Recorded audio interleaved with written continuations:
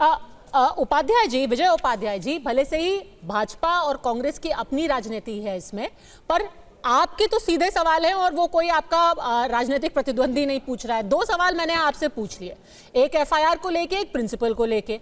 अब तीसरे सवाल का जवाब दीजिए, कोलकाता पुलिस की भूमिका। एक बार फिर से आपको पूछूंगी, कोलकाता पुलिस एक भीड़ को प्रदर्शनकारियों पर हमला करने से कैसे नहीं रोक पाई?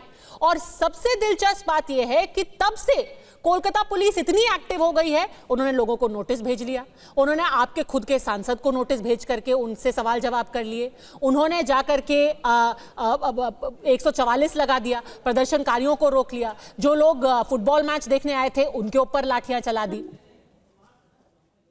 तो पुलिस की इस हरकत की जिम्मेदारी कौन लेगा? सुनिए, सुप्रीम कोर्ट का ऑर्डर है कि कोई भी इसका माने महिला का पहचान जो है आप नहीं बताएंगे। तो पहचान जो फेक न्यूज बना के लोगों ने भेजा है सोशल मीडिया पे, उनको पुलिस बुला रही है। सर, जो लोग फुटबॉल मैच देखने आए थे, जो लोग फुटबॉल मैच देखने आए थे, उनमें से कितने लोगों ने पीड़िता का नाम बताया? उन पर लाठियां क्यों चलाई गई? अगर पुलिस के रवैये में कुछ कमी थी तो फिर उसकी जिम्मेदारी कौन लेगा? क्योंकि गृह मंत्री खुद मुख्यमंत्री हैं। अगर पुलिस की कोताही हुई है तो उसकी जिम्मेदारी कौन लेगा? सुन लीजिए मेरा बात। संदीप घोष के ऊपर में एफआईआर, उसने भी सोशल मीडिया पे उसकी पहचान बताई थी, जो कि अभी सीबीआई इंक्वायरी कर रही है। अब सीबीआई इंक्वायरी कर रही है तो सजा सीबीआई दिलाएगी कि राज्य सरकार दिलाएगी? विजय जी, मैं तो कह रही हूँ, अगर किसी ने, मैंने खुद पहले दिन ये सवाल उठाया था, मैंने खुद पहले दिन सवाल पूछा था कि कुछ लोग उस पीड़िता का नाम, उसकी तस्वीर सोशल मीडिया पे कैसे दिखा रहे हैं, आप उनके खिलाफ कार्रवाई कर रहे हैं, आपको साधुवाद। मैं आपसे ये सवाल पूछ ही नहीं रही हूँ सर, मैं आपसे ये सवाल पूछ ही नहीं रही हूँ। और मैं क्या, सुप्रीम कोर्ट तो आपसे ये सवाल पूछ ही नहीं रहा है। सर सर एक मिनट, क्योंकि पुलिस ने 24 घंटा में दोषी को गिरफ्तार किया। सर, आप ही पूरे 30 मिनट बोलते रहेंगे या मुझे सवाल पूछने देंगे? मेरा सवाल तो आपसे ये है ही नहीं। मेरा सवाल आपसे ये है, मैं तो कह रही हूँ आप एफआईआर कीजिए, आप एफआईआर कीजिए। कोई गलत बयानी करता है, फेक न्यूज फैलाता है, आप जरूर उनके खिलाफ एफआईआर कीजिए। मेरा सवाल ये नहीं है। मेरा सवाल ये है कि जो कलकत्ता पुलिस एक 7,000 लोगों की भीड़ को नहीं रोक पाई, अब वो प्रदर्शनकारियों पर, जो कि पीसफुली प्रोटेस्ट कर रहे हैं, उन पर लाठी क्यों चला रही है? दूसरा, जिन लोगों को आपने खुद गिरफ्तार किया है उसमें आपके तृणमूल कांग्रेस के भी लोग हैं। तो जिन लोगों ने आरजी कर अस्पताल पर में तोड़फोड़ की थी, आपके खुद के पार्टी के कार्यकर्ता थे। अब सुन, हजार लोग, रात का अंधकार वहां पर, ठीक है, महिलाएं बच्चे सब इकट्ठा हैं, और वहां 100-150 आदमी घुस के, 100-150 नहीं, 7,000 दल के, 7,000 जो दूसरे दल के नहीं थे, उनमें 2 लोग कम से कम खुद आपकी पार्टी के थे। सुन लीजिए, आपकी पार्टी के लोग थे सर, आपकी पुलिस ने अरेस्ट किया, उनका नाम बता देती हूँ आपको। उन्होंने घुस के वहां तोड़फोड़ शुरू किया, उन्होंने चाहा कि पुलिस गोली चलाए, उन्होंने चाहा कि पुलिस लाठी चार्ज करे। वो 7,000 लोगों का क्या होता मैडम, ये बताइए?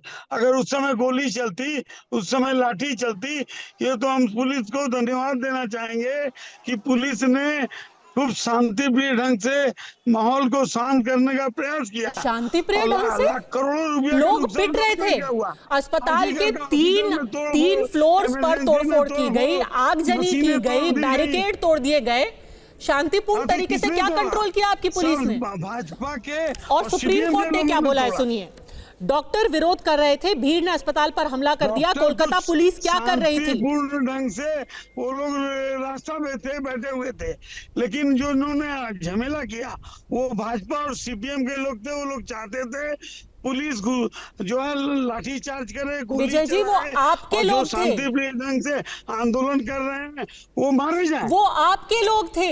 जिन लोगों को पकड़ा गया है, जिन 25-30 लोगों को पकड़ा है आपकी पुलिस ने, उनमें से कई के घर वालों ने इंटरव्यू दिया है अखबारों को, कहा है कि हमारा भाई या हमारे पिताजी तृणमूल कांग्रेस के कार्यकर्ता हैं। देखिए, ये ममता बनर्जी की पॉलिसी है, चाहे वह कोई भी अपराधी होगा वो बख्शा नहीं जाएगा, वो जितना भी बड़ा हो जितना भी छोटा हो। सर बख्शना तो अब आप बख्श भी नहीं सकते, नहीं चाह बख्शा के भी गया, नहीं बख्श सकते, लेकिन भाजपा के क्योंकि लोग अब तो भी हैं, सुप्रीम कोर्ट लोकेट मॉनिटर कर रहा है ना, और अब तो लोगों ने सीबीआई इन्वेस्टिगेशन कर रहा है। लोगों को भड़काया कि बांग्लादेश बना दो पश्चिम बंगाल को, चलिए। और गिरिराज सिंह जी ने खुद कहा कि बांग्लादेश जैसी अवस्था होगी पश्चिम बंगाल में। आप बांग्लादेश की बात कर रहे हैं, हैं, ये भी बहुत दिलचस्प है, क्योंकि बांग्लादेश जैसे हालात तो शायद आपके मंत्री बना रहे हैं। उदयन गुहा, जिन्होंने पहले पूरे प्रदर्शनकारियों का मजाक उड़ाया, कल जाकर के वो क्या कहते हैं कि अगर कोई उंगली ममता बनर्जी के ऊपर उठेगी तो हम उस उंगली को काट देंगे। अब बंगाल में बांग्लादेश जैसा माहौल कौन बनाना चाहता है, ये तो आप ही सुनिए उदयन गुहा को, और आप फैसला कानून कीजिए। बनाने पे क्यों नहीं आप लोग चर्चा सर, करते उंगली हैं? उठाने पे क्यों उंगली नहीं काटने की केंद्र धमकी आप सरकार दे का रहे हैं। आधी कौन बना आबादी रहा है को बंगाल को बचाने के बांग्लादेश? लिए, एक बार बेटी को, बहन को, एक बार माताओं को सुनिए बचाने ना, के लिए सुनिए। क्यों नहीं कड़ा कानून मुझे बनाते हैं? पूरा यकीन है कि उदयन गुहा ने जो बोला है उसको भी कानून- जस्टिफाई करने के लिए कानून कोई की बात तर्क करने होगा में आपके क्या पास, सुविधा है? कोई ना कोई तर्क आप बताएंगे। सुरक्षा के लिए, पर बहन एक बार बेटी की सुरक्षा के लिए- दर्शकों को भी उदयन गुहा ने क्या बोला है वो सुनने दीजिए।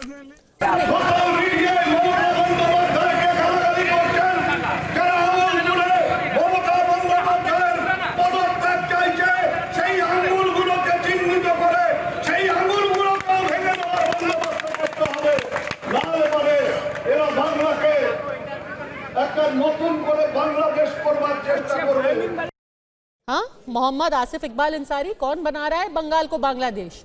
अब तो ऐसे तालिबानी आदेश दिए जा रहे हैं, उंगली उठाओ काट के रख देंगे।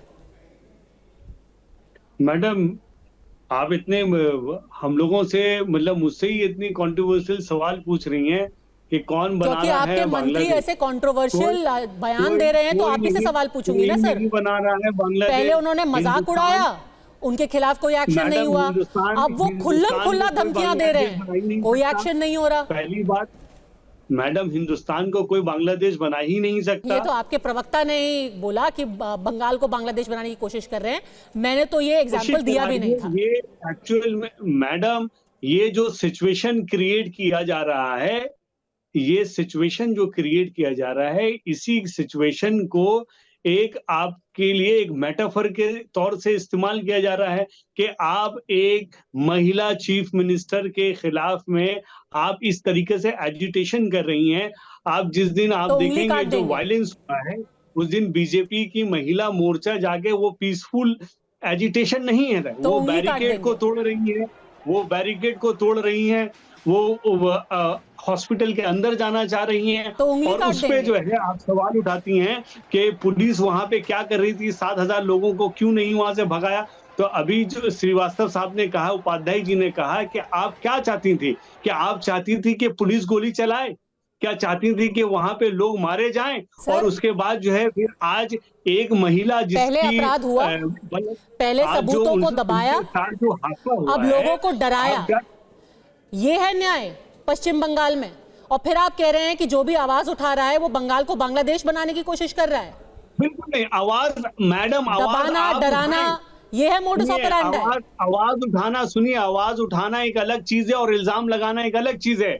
आपका एक तो इल्जाम डेमोक्रेटिक लगाने पे राइट उंगली है कि काट आप आवाज देंगे। उठाइए। एक आज अगर मंत्री सुनिए, एक मैडम, मंत्री अगर आप एक मेरी बात मंच पर सुनिए। खड़े होकर के ऐसी धमकियां दे मैडम, रहा आप है, मेरी बात सुनिए, और आप पद्मा कह रहे जी, हैं कि हाँ ये ठीक है। अगर एक महिला डॉक्टर का बलात्कार होता है तो इस चीज के लिए सारा मेल फर्टिनिटी शर्मगाह है। हमारे चीफ मिनिस्टर दुखी हैं, और वो रोड पे जो आई हैं वो प्रोटेस्ट रैली नहीं है, वो एक सॉलिडारिटी रैली है, जहां वो अफसोस में हैं कि जब 13 तारीख को कलकत्ता हाई कोर्ट ने अपना केस उठाकर दे दिया सीबीआई को, ठीक है। आज ममता बनर्जी उसी चीज का डिमांड कर रही है। देखिए, कि अगर मोहम्मद CBI अंसारी के पास साहब केस और विजय उठाया गया उपाध्याय है, जी, तो अब justice सवाल को इतना डिले क्यों किया अब जा रहा सवाल है? आपसे और कोई आप लोग आपके हर पॉलिटिकल fact को- ओपोनेंट्स, राजनीतिक आप लोग हर प्रतिद्वंदी नहीं fact पूछ को रहे हैं, एक गलत नजरिया देश दे की के अगर जनता पूछ present रही है, करेंगे, और तो अब इस ये देश बात का को सुप्रीम माना कोर्ट नहीं पूछ रहा जाएगा। है, जवाब तो और आपको दूसरी देना ही बात है पड़ेगा कि अगर देर एक- सवेरी से। अगर